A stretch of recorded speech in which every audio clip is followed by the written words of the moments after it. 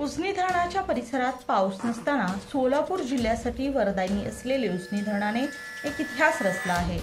उजनी धरणाने फार कमी वेळेत मायनसमधून प्लसमध्ये येऊन 100 पार केली।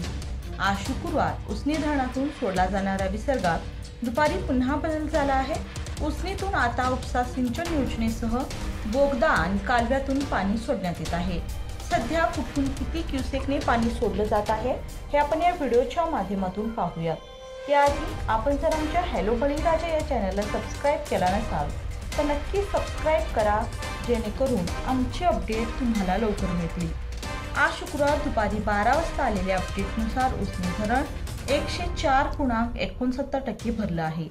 सध्या उजनीत 13,353 क्युसेकने आवक येत आहे। आज सकाळच्या तुलनेत आवकमध्ये वाढ झाली आहे, तर भीमा नदी पात्रात 31,600 क्युसेकनं पाणी सोडलं जात आहे।